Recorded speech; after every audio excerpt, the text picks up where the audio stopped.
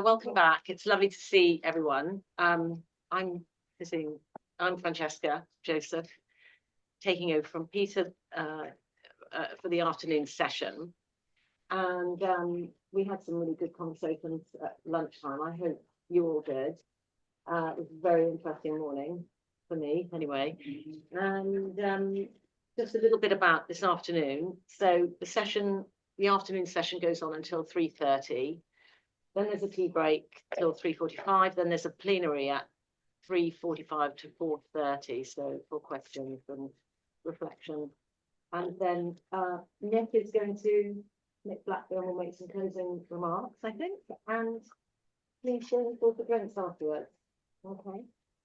So should we just wait till these people come in?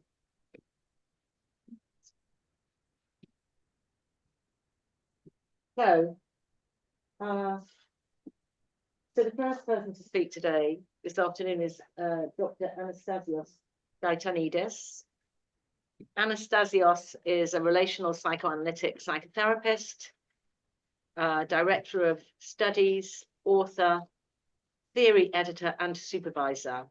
In addition to his clinical work as a psychoanalyst, Anastasios has held appointments as a senior lecturer and director of studies, and has provided clinical and research supervision to psychotherapists and counselling psychologists at Regent's University London, University of Roehampton, and Metanoia Training Institute. Anastasios is currently a visiting professor for the Professional Doctorate in Counselling Psychology at Regent's University London, and is the theory editor of the European Journal of Psychotherapy and Counselling.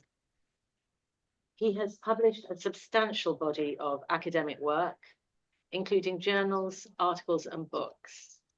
His most recent book is entitled The Sublime in Everyday Life. So, thank you. It's good to be here. I started my academic career in Goldsmiths in 1998. So this is a trip down memory lane for me.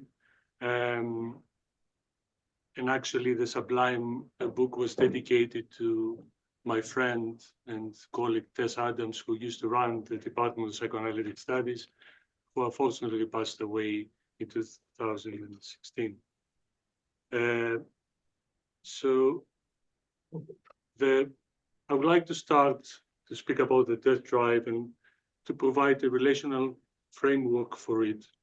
The concept of the death drive as one of the most enigmatic and controversial ideas in Freudian psychoanalysis. First introduced in Beyond the Pleasure Principle, the death drive captures Freud's speculation that human existence harbors an elemental urge towards destruction, chaos, and the dissolution of life. This drive counters Eros, the creative force of sexual libido and vitality. The polarity between Eros and the death drive framed Freud's dualistic model of competing motivational forces. Yet the death drive's speculative nature made it subject to criticism, revision, and neglect in subsequent psychoanalytic theory.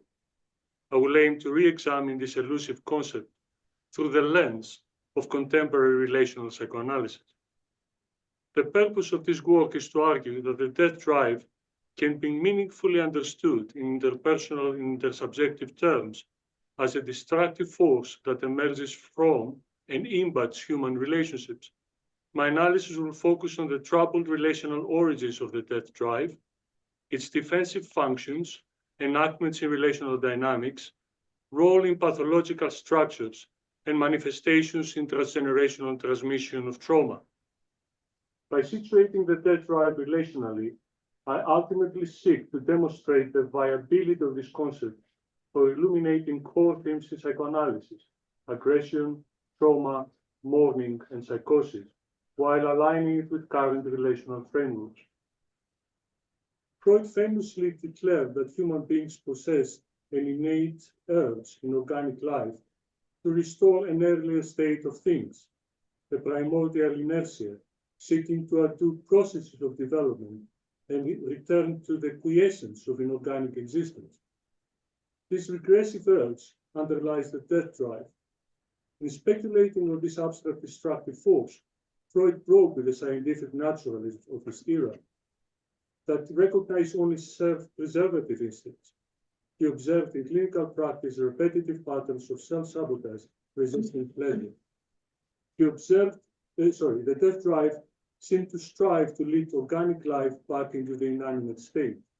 For Freud, this ultimately stems from the inertia of inorganic matter itself, that living organisms emerge from and carry remnants of, creating constant tension with creative life energy. Freud originally equated the death drive with unconscious repetition compulsions and destructive aggression turned inward. He linked it to melancholia's toxic self-reproach, the repressed sadism of neurotics, and unconscious guilt prompting suffering as self-punishment. Freud also suggested he plays a role in sadomasochism, intoxication, and collective violence. The death drive thus named a primordial force impelling humans towards dissolution and oblivion, often through circuitous return. Freud's highly speculative concept provoked skepticism and dissent from the outset. Critics argued there was no clinical evidence for an innate destructive force, since aggression stems from frustration, narcissistic wounds, or developmental failures. Some saw the death drive as a quasi-mystical vestige of Freud's abandoned seduction theory that projected inward.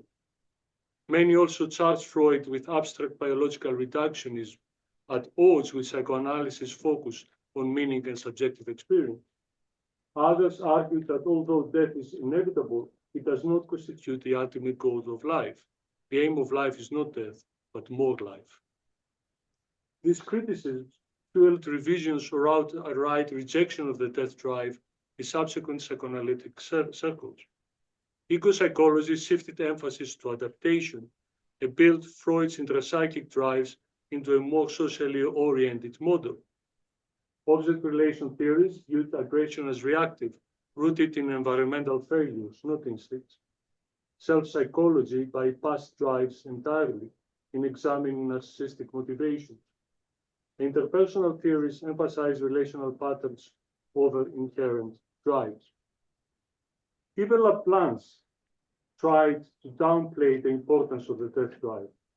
Although he was probably one of the first psychoanalytic theorists to describe the death drive within the fundamental structure of interpersonal miscommunication between the child and the caregiver, the child's mistranslation of the caregiver's enigmatic sexual messages, he saw it primarily as Freud's attempt to restore the disintegrative dimension of sexuality. For him, the death drive would be nothing but the re-establishment of the untamed dimension of sexuality. For Laplace, Freud remained within a framework of uncertain and even contradictory theses. The grand biological opposition between the life and death drives papered over the genuine discovery Freud had made concerning the possibility for sexuality to be bound or detached from objects. As Laplace writes, outside of that context, it becomes an empty formula, susceptible to metaphysical flights of fancy. Nevertheless, for Laplace, Freud's important discovery pointed to a true psychical opposition between binding and unbinding forces. His task would be to reformulate this opposition between the binding forces of narcissism, which contribute to certain ego formations, and the unbinding forces of enigmatic sexual signification derived from the other, which both detranslate these formations and give rise to untranslatable reminders which resist signification.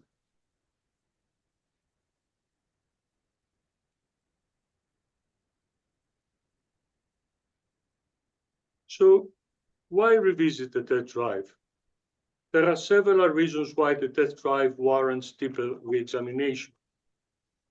Firstly, some psychoanalysts argue that dismissing the death drive ignored aspects of clinical reality like traumatic repetition, encrypted psychic violence, and opaque self-destructiveness in psychoanalysis rush to embrace contextualism and intersubjectivity. The death drive identifies an intractable negativity that resists meaning. Secondly, recent interest in precarity, vulnerability, and mortality renews the relevance of the problem of destructiveness the death drive names, even if its origins prove sociocultural rather than intrapsychic. Thirdly, and more importantly, I believe that Freud radically re-established his theory of human motivation with the introduction of Eros and the death drive. Rather than drives for sex and aggression fueling human behavior, he came to see Eros, the drive for connection, unification, and binding, as essential for overcoming our core tendency towards entropy and dissolution. The death drive pushes organic matter to return to an earlier inorganic state. Without some counterforce, living things would succumb to inertia and decay. Eros provides this opposing force by its impulse to connect with and bond to others. Relationships with others gives us a vital sense of meaning and purpose, building our fleeting existence into larger social webs and symbolic structures. This intersubjective matrix helps us sublimate the death drive into cultural endeavors and personal relationships that extend beyond the span of individual lifetimes. Thus, for Freud, the key to surmounting our mortality paradoxically lies outside ourselves in conjugations with others. What rescues us from dissolution into death is not some internal drive, but the external bonds of love and connection. In this sense, the desire for the other takes precedence over intrapsychic drives. What he finds inside the individual organism is not some active energy that propels us forwards, but only a force that regressively returns us to the inorganic. Our survival and flourishing depend upon establishing reciprocal libidinal ties. Without meaningful relationships to give coherent form to our transient lives, we would succumb to the entropy of the death drive. The implications of this reformulation are profound. Rather than aggression or sexuality being primary, the need for interpersonal bonds constitutes our deepest human motive. The other is not simply an object upon which to discharge drives, but rather is fundamentally implicated in our overcoming existential isolation and dissolution. For Freud, we are obligate social beings. Only through mutual erotic attachment can we withstand the constant pullback into the inorganic. Our essential task becomes weaving bonds of shared meaning to push back against the void.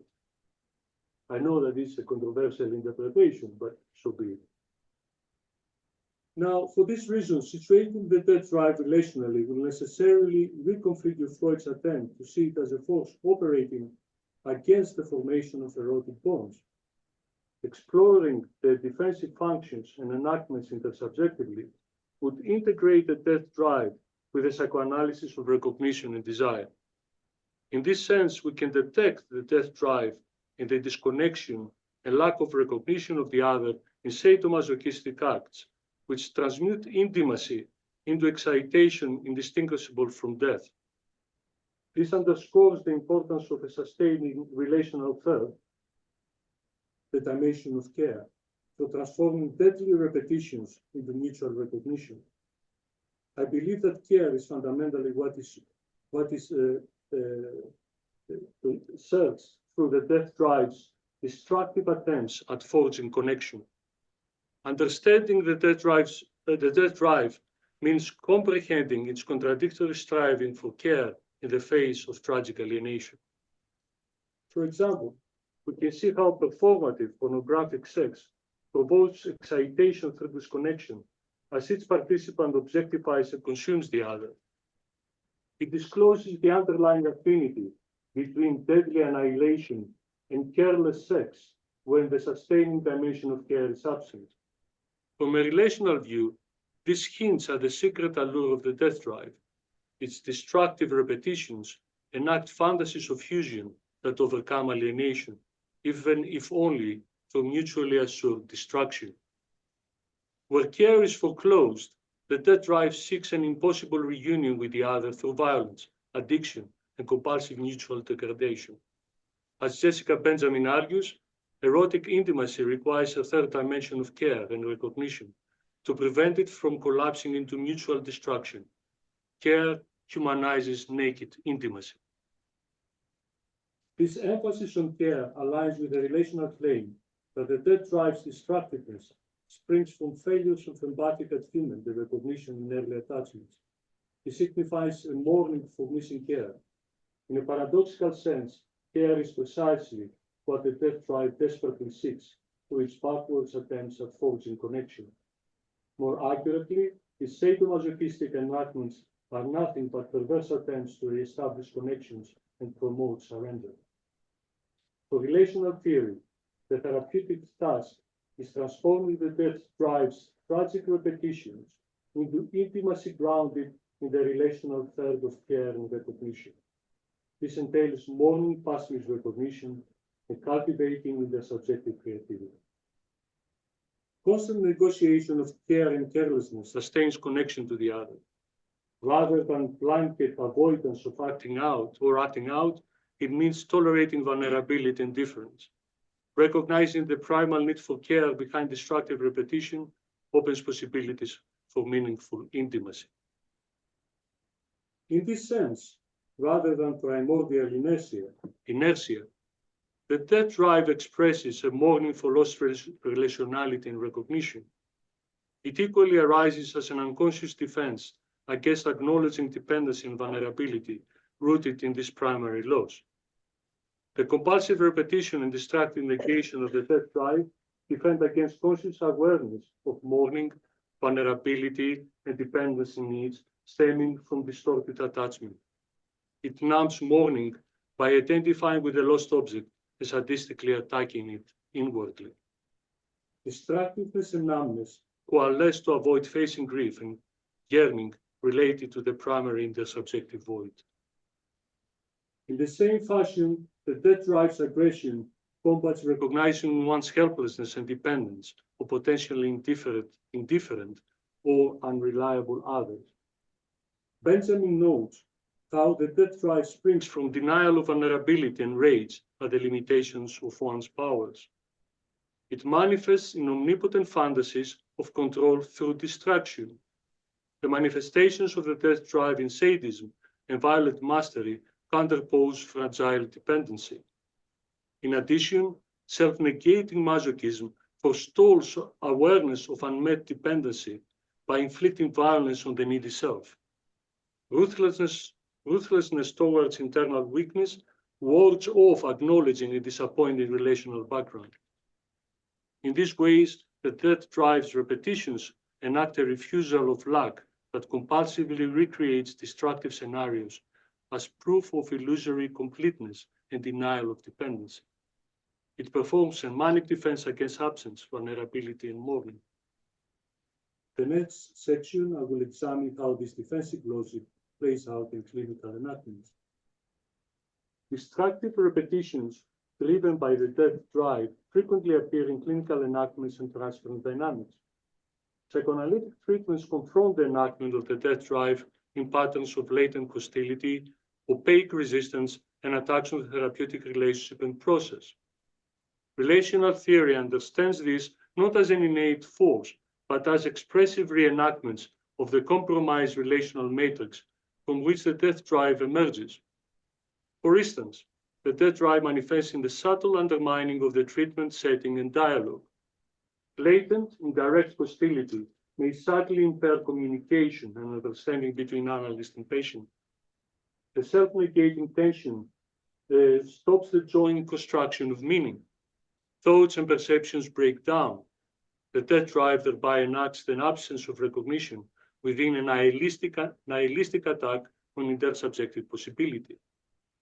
Repetitive self-undermining and suffering also typify death drive enactments. Patients and therapists compulsively undermine therapeutic progress by returning to toxic situations, derailing treatment right when it becomes meaningful or attacking change. pain and futility are repetitively created where intimacy or fulfillment might take place. This resistance violently enforces disconnection. It reenacts a denial of longing and dependency by nullifying their potential. The death drive also shapes pathological personality organizations as a severe psychopathology. Relational theory interprets conditions like narcissism, borderline states, and psychosis in terms of dysfunctional intersubjective patterns, rather than only innate constitutional factors. The death drive can be interpreted as deriving from these pathological structures that distort recognition, attachment, and connection.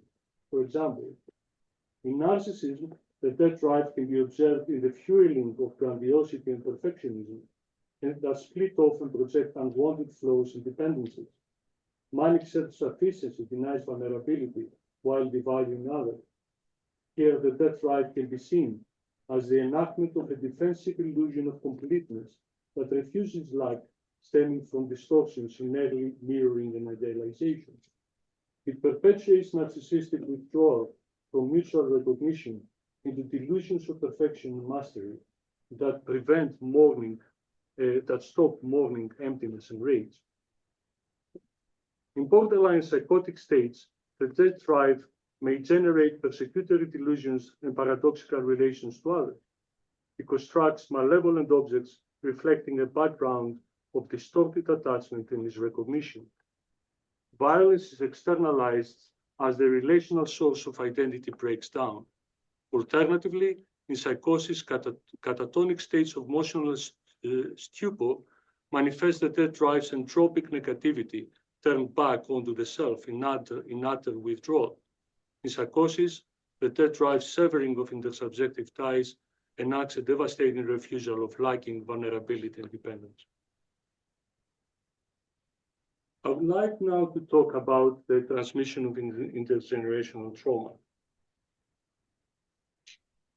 The obscure machination of this transmission of inherited suffering in the process of transgenerational trauma resonate with the death drive's destructive repetitions, particularly when viewed through the lens of Maurice Apres' evocative metaphor of the pluperfect errand, past perfect errand, which delineates a compulsive recursion of traumatic enactments, a Sisyphean dance in which descendants find themselves inexorably drawn to recreate ancestral horrors.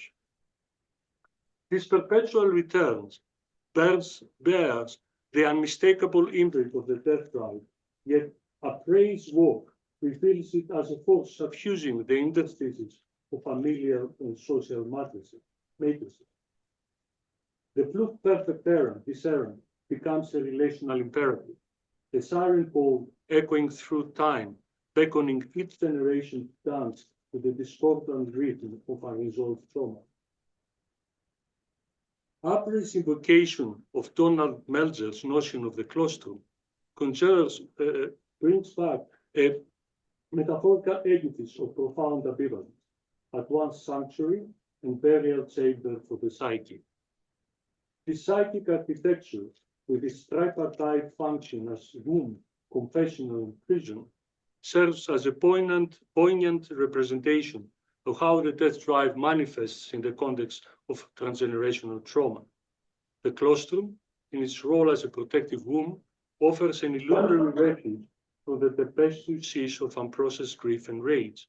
Yet, like Kronos, devouring his children, this very refuge becomes a devouring force, a psychic black hole that resists the illumination of symbolization and meaning-making.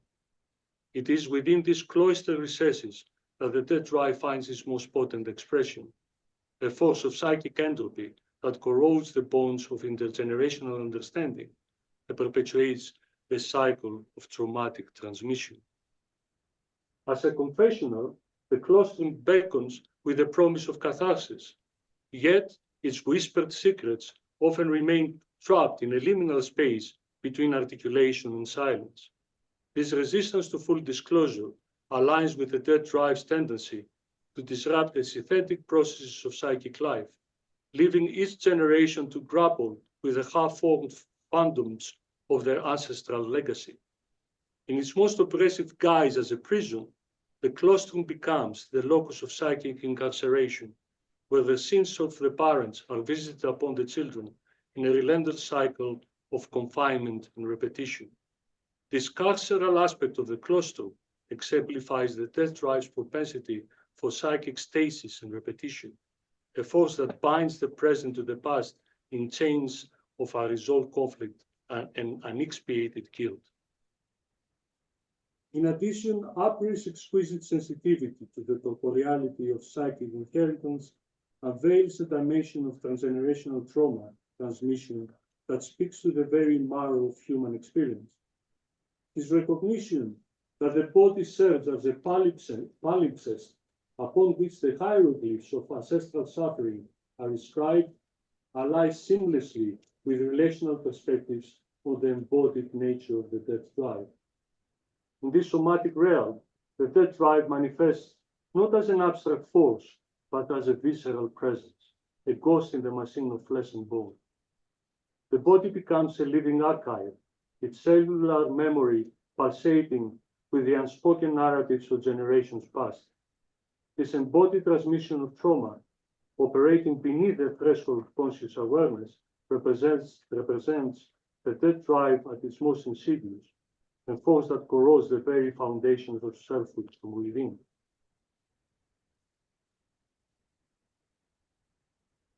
Inspired by April's work, I would present a composite case study of historical trauma, repeating itself transgenerationally through the distorting influence of the death drive on a family matrix. Nadia is a young American woman of Armenian descent who compulsively seeks out abusive partners, unconsciously driven to repeat her parents' traumatic history. Nadia's parents were survivors of the 1915 Armenian genocide, who each lost their entire families and met later in refugee camps. Nadia's father turned his trauma outward as explosive rage, while her mother was depressed and emotionally vacant.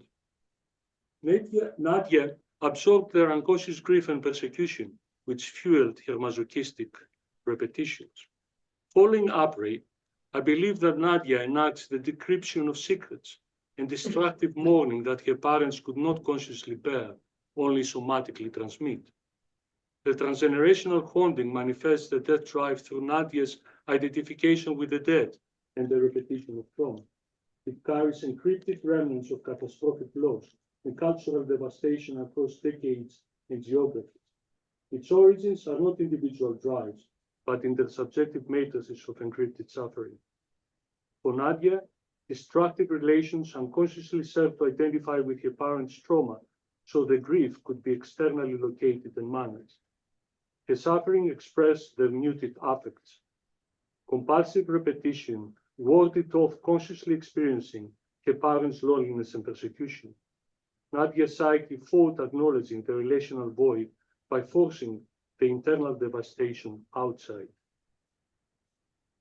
In addition, Nadia's masochism defended against awareness of her helplessness to hear her parents or feel the relational absence. Seducing and submitting to callous men fueled omnipotent fantasies of undoing historical catastrophe. Nadia's pained submission to cruel partners combated recognizing the limits of reparation against severe intergenerational wounds. The death drive's destructive force also appeared in Nadia's clinical enactments. She attempted to seduce her analyst and provoke angry reactions, compulsively repeating her role as persecuted victim. This could be interpreted as an intergenerational return of the repressed. Nadia was asking her analyst to persecute her on behalf of her encrypted familial trauma. Nadia's provocations and seductiveness compulsively addressed the analyst as site of violent historical forces. Nadia also resisted deepening the treatment as progress threatened her manic defenses. She clung to destructive relations to keep disavowed loss at bay. Her chaotic repetitions within and outside therapy both warded off and transmitted intergenerational suffering.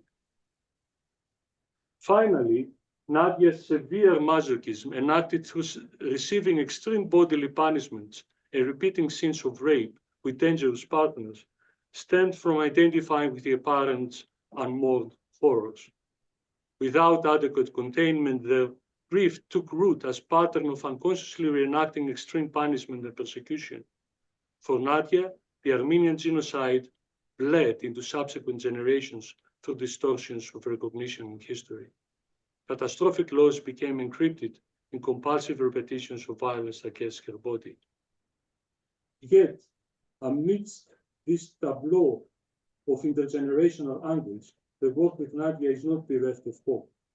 His exploration of Claude Romano's notion of the advenant, one perpetually coming back to oneself across the landscapes of time after cycles of necessary soul wandering, Apri proposes that by repeatedly returning to Nadia's transgenerational injury, then fracturing its spells, her trauma can alchemically transform from fixed proclamation dictating future doom into malleable material for creative rescripting. Each trip round this time spiral excavates deeper understanding, retrieving lost richness or planting seeds of repair, allowing Nadia more choices going forward. By more fully recognizing how ghosts inhabit her family system, Nadia's psychic freedom could expand. In this light, the therapeutic encounter with Nadia becomes a crucible for alchemical transformation. The analyst, serving as both witness and midwife, facilitates a process whereby Nadia's inherited trauma may be metabolized into newfound meaning. This process, arduous and often painful, represents Eros' indefatigable effort to bind and integrate that which the death drive seeks to unbind and annihilate. In conclusion, examining the death drive through a contemporary relational lens underscores its viability for capturing complex motives of destructiveness, compulsion, and defenses against mourning and dependency. The death drive emerges from and enacts intersubjective losses and ruptured recognition. Situating it relationally reconfigures Freud's metapsychology while aligning it with core clinical themes. It remains a speculative concept warranting critique, yet the death drive powerfully expresses dimensions of subjective life that exceed individual desire and meaning and point to the generational transmission of trauma. In this light, the work of therapy becomes nothing less than an act of transgenerational redemption, a process by which the corrosive force of the death drive is not vanquished, but rather harnessed, its destructive potential channeled into the service of creation, integration, and ultimately love. It is through this alchemical process that we may hope to transform the leaden weight of inherited trauma into the gold of collective wisdom, forging a legacy that honors the pain of the past while opening new vistas of possibility for generations yet unborn. Thank you. Wow.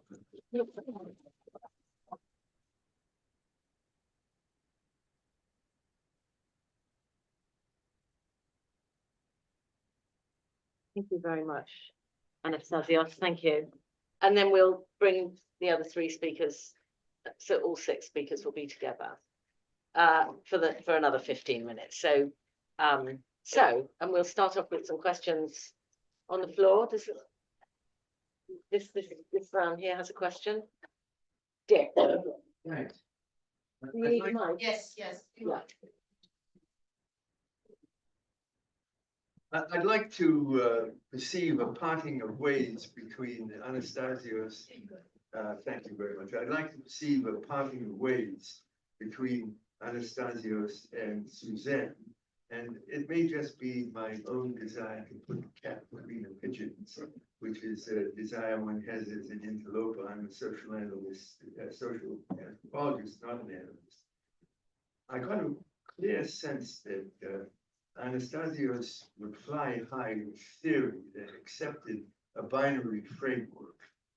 There was the opposition between the drive, the death drive, and Eros, unchallenged as an opposition. And he didn't try to do what I thought the smorgasbord that came from Suzanne pushed very, very elegantly and interestingly try and root us in a predicament, an actual experience. And I wonder, I'm doubtful that the two of them can actually be reconciled. So I would like to see how, if one plunged to theory and the other rose a little bit to experience, Right, might be a possibility. okay, so we have a. Shall I Do you want say? to speak to that, Suzanne and You see, Anastasia? Think without, because that picks it up. oh, okay. I'll take it, thanks. The divisions have started. You see, when I was listening to Anastasia's paper, you know, I was so sophisticated, and I did feel actually that the underlying ideas were very close to the work that I was doing, but I speak in a different way. I wanted to give a straightforward snapshot of clinical work, but I think some of the same ideas were there, really. I don't, that's notable for you. Yes, I think I agree with you, Suzanne. I think fundamentally what you identify as a binary opposition between Eros and Thanatos, or Eros and the death drive, for me, it's more like a binocular opposition, right? It's like you keep one eye to Eros and one eye to Thanatos, and you see that Thanatos is another way of, of trying to achieve. Is like the kind of the shortcut, very quickly getting into, what Eros tries to achieve through hard work of unity and binding. It's almost the unbinding is trying to achieve the same thing in a kind of destructive way, what the binding is trying to achieve in another way. So in many ways, it's not quite an opposition. It's a paradoxical kind of binocular sort of thing that you need to keep both perspectives in order to understand. Destruction is another form.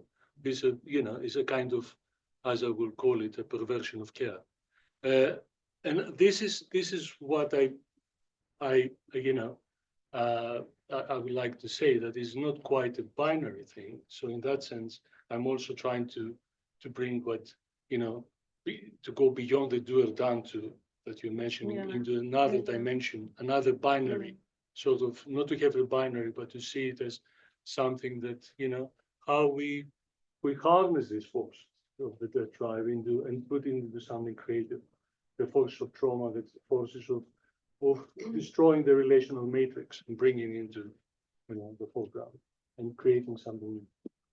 I'm just giving a snapshot, but I think if I were to give a wider paper, Thanatos was really prevalent in the room, I would say, and it was something we were grappling with. But I really wanted to get away from theory and speak about what it's like in the trenches, as it were. Thank you. Anyone else? Andy?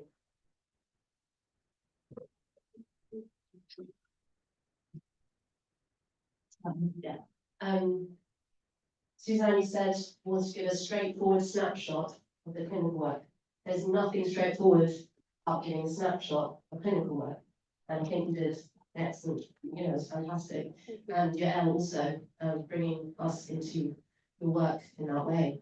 I wanted to ask about another binary that seems to be kind of there and not there, but between relational and classical psychoanalysis.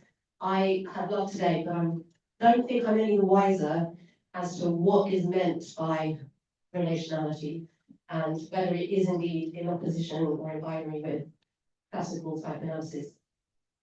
It is. Yeah. Thank you, Andy. Who would like to? Do you want to speak to that, Stephen?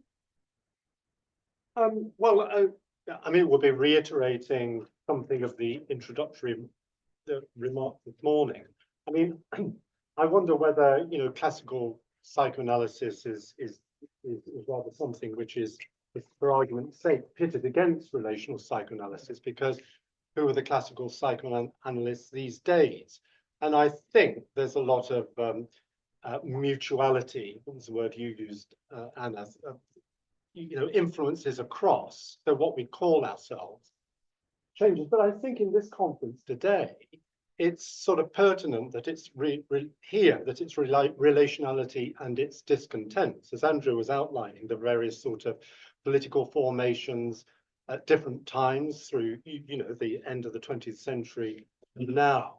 And that's changing again. So I couldn't give you a definite, a real definition of what the difference is, because those differences are sort of merging and separating all the time, like discontented lovers. Anyone like to add in? Oh, well, I'd like to hear more. Yeah. Yeah. Does anyone else want to speak to that? Yeah. I mean, I think I don't think Freud ever dismissed the outside world, but obviously he what took priority were the drives, really. And so sitting in the room with somebody, it might be more productive to think about their internal intrapsychic conflicts. But the relational turn would take into account that person's developmental moves towards relationship. So people like Fairbairn, Cohut would see that the world around them is what's brought them into being. Whereas I think if we think more in very strictly Freudian terms, it's the internal drives that have created the person. I don't know if that makes sense. I'm sure I'm supposed to explain it much better. I think that's that's a fundamental distinction, but I have a view that in many ways complements and also adds another dimension. And that is that because I was influenced by the Frankfurt School and especially Theodor Adorno in my thinking. I see the drive, and Theodor Adorno says that Freud's the most biological concepts are actually the most social ones, the ones that bring the intersubjective. If you're actually trying to understand that they are sentimented history, that's why I spoke about the intergenerational transmission of trauma. This drive brings into it something about the history, the relationship with the dead, and the catastrophes that the past, the history brings. That very beautifully, Yael spoke about the angel of history, which is, observes the kind of pile of catastrophes just piling up constantly. And I think that drive speaks to that. The drive is not simply a biological concept or a concept that has a historical sort of dimension. If we examine the historical dimension, then it becomes part of an intersubjective matrix that spans through generations and arrives in the present with all this richness that we didn't observe before. So in that sense, in many ways, I'm trying to overcome this distinction, this binary distinction between the classical and the relational, and to relationalize the classical, and to understand that, these concepts are relational and they have a relational sort of interpretation. If you look in the history of psychoanalysis from the Frankfurt School, the history is there. You cannot just remove it. So in that sense, I feel again and again, that's why Morris's appraised work, who is himself a black psychoanalyst who is speaking about generational transmission of trauma from the black experience. He's talking about this sort of how the notion of the drive or the claustrum, all of these intrapsychic concepts have a history of intergenerational sort of transmission that provides a richness to understand the intersubjective matrix and the politics of this sort of transmission as well, and how is this used. So in that sense, I think, you know, of course, how do you intersubjectivize and relationalize things that seem to be, you know, either quasi-biological in terms of somatic, being accused, Freud accused, or, you know, quite intrasubjective. Okay. A question here, and then We've got a couple of things on. a couple more questions. Yeah, so thank you. I can just speak up.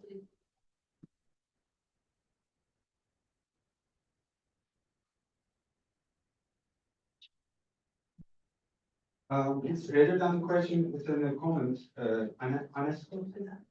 Anastasis, yes. I apologize for my pronunciation. That's all right. I'm just happy to hear that you brought the Armenian genocide to today here. As a Turkish student, its denial is still going on. It's like nothing happened, and history books in the first grade and high school just ridiculously opposing that. And I think it's just disconnects from the unconscious to conscious mind and denies that all the shadows that embedded in collective unconscious with our neighbors and within ourselves in our nation. And it's very harmful, still is going on the denying process. And the biggest part belongs to Turkey, but also in Europe and US didn't really do anything about it back then because they didn't want migrants, they want to use political interest about Turkey. And bringing those and asking for recognition of the genocide, I think it's very valuable thing, and just want to take care of that.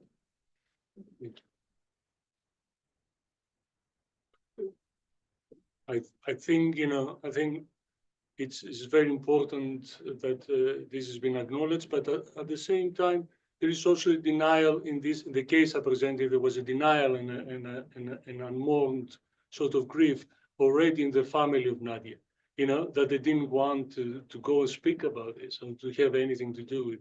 So there is also a denial that happens then on the people who were affected by this. You know, they just want to carry on, and this unspoken, unnameable sort of horror and catastrophe, it just passes into the next generation. I mean, I'm not the first one to speak about. I mean, they are not up. I mean, there's a common sort of narrative and theme that happens in the kind of intergenerational transmission of trauma, that this unspoken, unnameable dread and horror of the dead, you know, is taken onto the living. That's why the notion of the errand, you know, that we're given an errand, and that is also important because you know how to intersubjectivize Oedipus, right?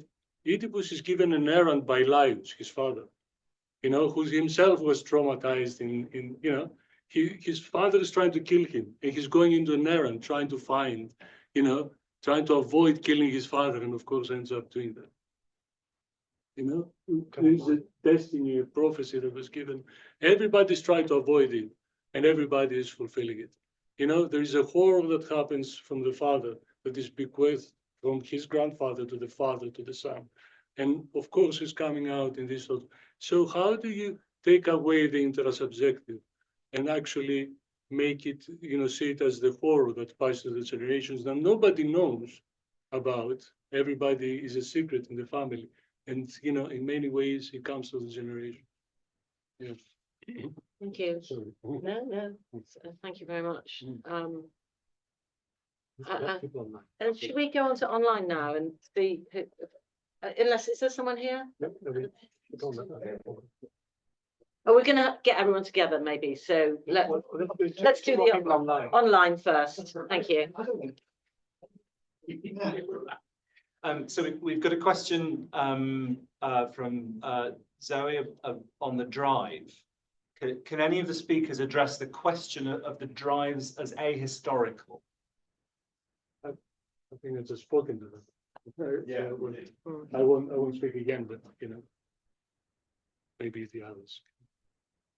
I don't think it is a historical, but you know, so I explained that it's very much as it as a historical entity, but maybe that's only one of them. I can't quite see them like that. I don't think. I mean, I think it's a really important question.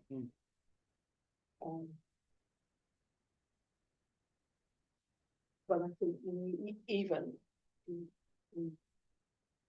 for that, I'm not sure that there's evidence that they're ahistorical. I think the thinking is much wider than I just sort of say something just to throw out something that might provoke thought rather than answer the question, is that, you know, every birth is a birth into history. And so perhaps the drives are part of the formation of the history of that particular being in that particular time. That's all I would say, because I mean, you know, I suppose we could have a whole conference on it. Like, just sort of quickly, if they're relatively quick comments or questions, so we've got Michael and Helen online. Michael, if we start up with you. Sure, thank you. I'm sorry I missed the morning conference, but I was happily ensconced in my bed at the time in New York. Stephen, I just wanted to say that great presentation also, and I felt that we had a little bit again of the springtime for Hitler reaction in the audience, of being actually, I think one thing that classical psychoanalysis and relationality have in common is their tendency to be bogged down in theoretical language. I find it much easier to work with patients around the notion of actual death as the endpoint of an individual's relationality rather than the death instinct, the death drive. And I wonder if, Stephen, if you could maybe say a little bit more about your notions of an individual's libido and movement toward either death or bereavement. Oh, bloody hell, man. Sorry. Okay.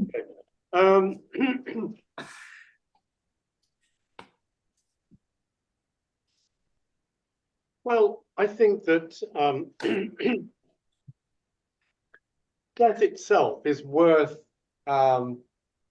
thinking about, is worth contemplating. I mean, in some cultures, some Buddhist cultures, it's the heart of meditation.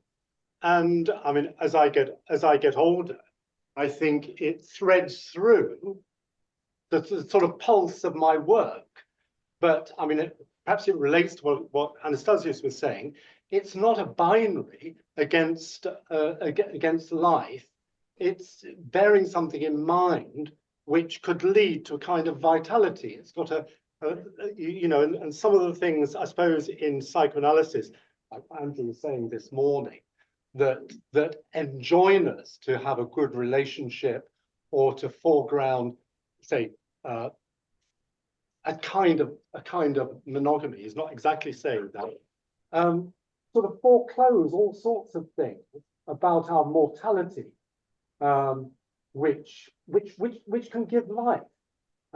It's not all moribund. It's not all kind of morbid in that sense, to be thinking about the end all the time. And of course, I suppose with the sameness and difference binaries as well.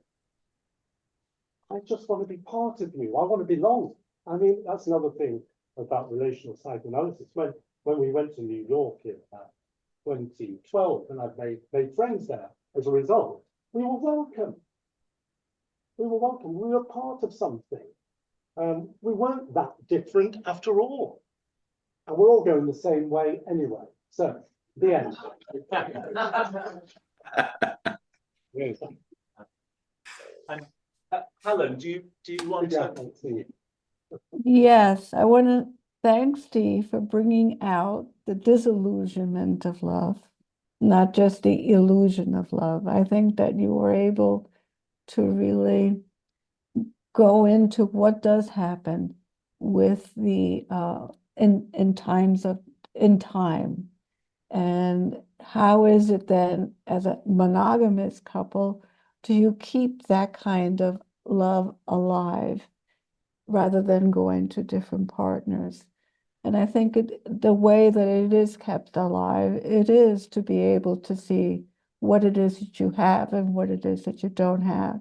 So it's both the illusion, it's the disillusionment that needs to be able to be worked through rather than the illusion.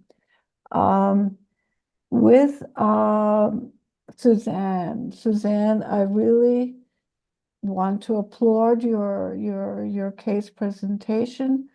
I think that you were able to really deal with something that is very critical in working cross-culturally or cross-racially. And I think that was the internalized self-hatred that this patient was really, really projecting out into reality, how she hated not just her community, but to me, it felt as though it was how she hated her. What is it that she was internalizing from her community that it turned into hate and destruction in the beginning, rather into something that would lead to a more generative relationship with the community. So when it comes, and I think Anastasio, when it comes to issues of self-hatred, it is not it's a relationship with the self. I'm not quite sure how then we work this out with our binding, or it is a destruction of the sense of self. And how then do we work that through? That's it. Okay, so The other speaker. yes, so if the